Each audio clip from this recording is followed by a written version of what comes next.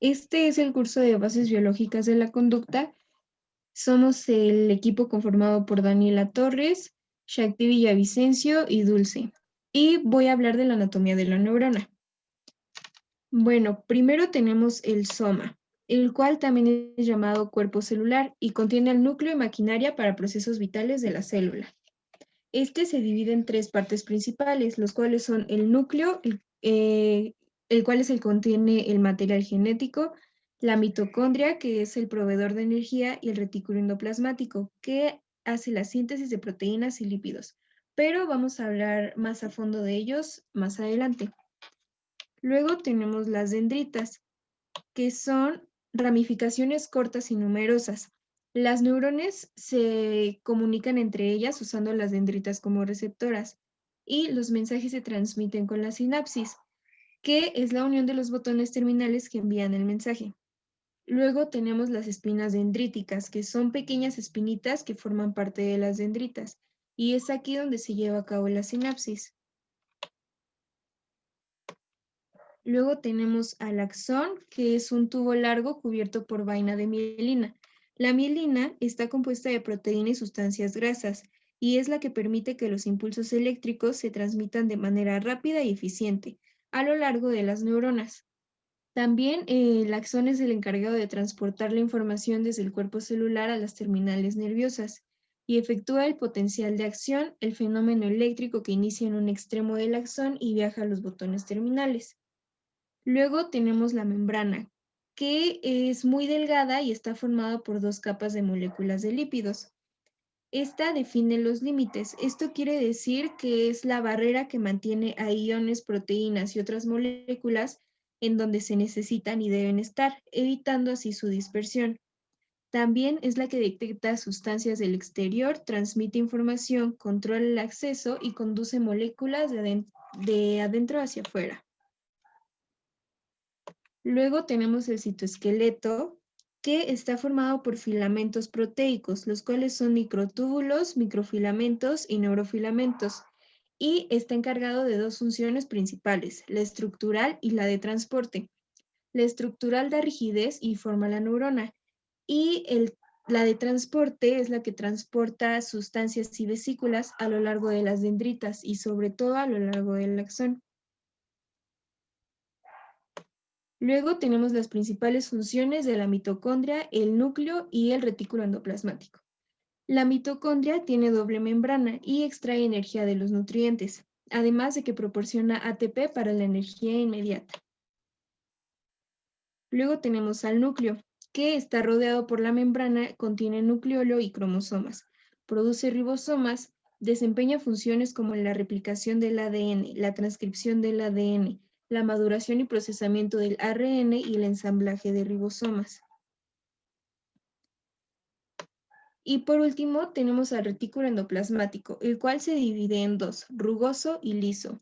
El rugoso se encuentra en el soma y en las dendritas y es el encargado de la síntesis y transporte de proteínas, glucosilación de proteínas de membrana, plegamiento y modificación de proteínas solubles. Y luego tenemos al liso, que es el encargado de la síntesis de ácidos grasos, fosfolípidos y esteroides.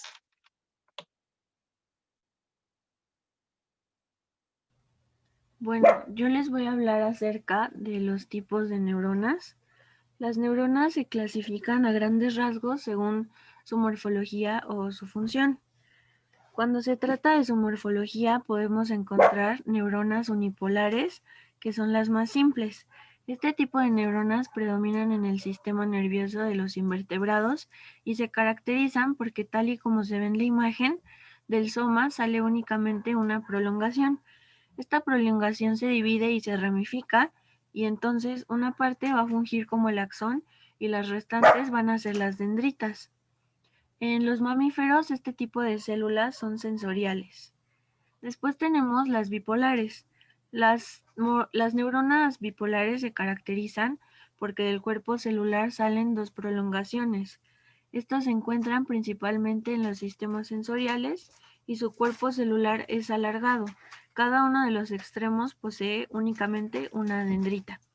Un ejemplo de estas células son las células de la retina. Después tenemos a las células multipolares o neuronas multipolares. Estas neuronas son el tipo más común en el sistema nervioso de los vertebrados. Como se ve en el dibujo que está ahí, del soma salen el axón, pero salen también varias ramificaciones dendríticas. Según la longitud del axón, se dividen en dos tipos más. El tipo Golgi 1, donde son multipolares de axón largo, como por ejemplo las células de la corteza cerebral, y después tenemos el tipo Golgi 2, donde por el contrario el axón es corto. En este tipo de neuronas hay una facilidad mayor para establecer contacto con las neuronas que están más cercanas. Después se puede encontrar también una clasificación por la función de las neuronas. Las sensoriales son aquellas que se encargan de conducir la información desde la periferia hasta el sistema nervioso central. Son fibras aferentes, lo cual quiere decir que la fibra lleva la información al sistema nervioso central y por norma general son pseudomonopolares. Después tenemos las motoras. Este tipo de neuronas se encargan de conducir la información de manera contraria a las sensoriales. Esto quiere decir que van del sistema nervioso hasta la periferia y son fibras eferentes. Después tenemos a las neuronas que se llaman interneuronas y este es el tipo más abundante ya que está formado por aquellas que no son ni sensoriales ni motoras. Este tipo de neuronas procesan la información localmente y la transmiten a cualquier parte del sistema nervioso. Existen otras dos clasificaciones que son la clasificación por sus dendritas, donde pueden ser estrelladas o piramidales y como su nombre lo dice, pues tienen la forma de una estrella o una forma piramidal, o también se pueden clasificar según las espinas que tengan y se dividen en espinosas y aspinosas.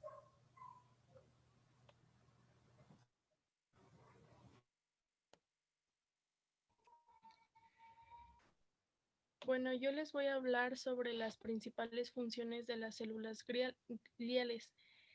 El sistema nervioso no solo está formado de neuronas, junto con las neuronas, que son las unidades funcionales del sistema nervioso, también encontramos las células gliales, también llamadas neuroglia o glia. A diferencia de las neuronas, las células gliales no tienen axones, dendritas ni conductos nerviosos. Forman parte de un sistema de soporte y son esenciales para el adecuado funcionamiento del tejido del sistema nervioso. Las neuroglias son más pequeñas que las neuronas y son aproximadamente 3 veces más numerosas en el sistema nervioso. Y sus funciones son principalmente el soporte estructural y metabólico de las neuronas. Hay varios tipos de células gliales presentes en el sistema nervioso central y el sistema nervioso periférico. Estas se encuentran alrededor de las neuronas. Entre estas células tenemos las células de los astrocitos. Son las células gliales más abundantes y se denominan de esta manera por su forma estrellada.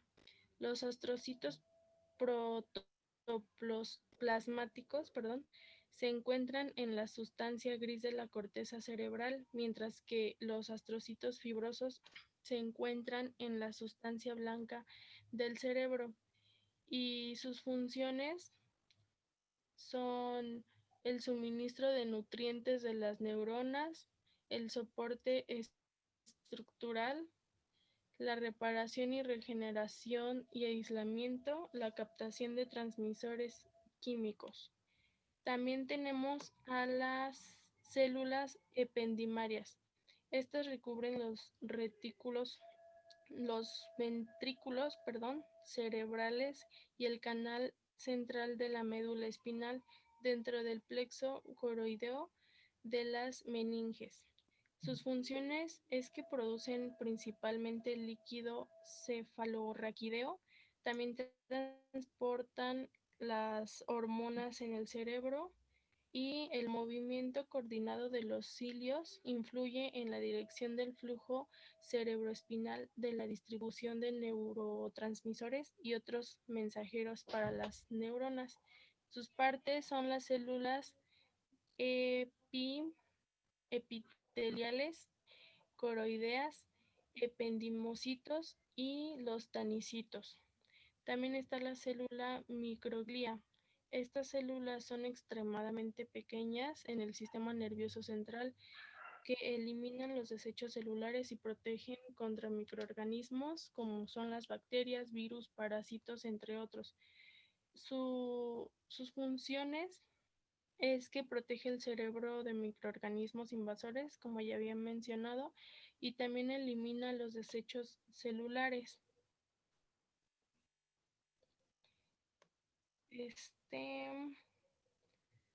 Después tenemos a las oligodendrocitos. Las funciones son que forman la capa de mielina del sistema nervioso central. Son protectoras sobre los axones no mielinizados y también están la célula astroglia, que sus funciones son cubren y protegen las neuronas del sistema nervioso periférico, proporciona soporte estructural y metabólico para los nervios sensoriales simpáticos y parasimpáticos.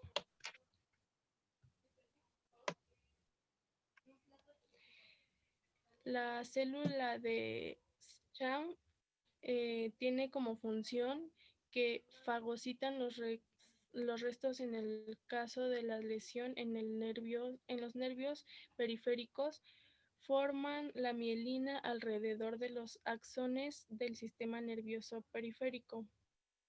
Y eso sería todo.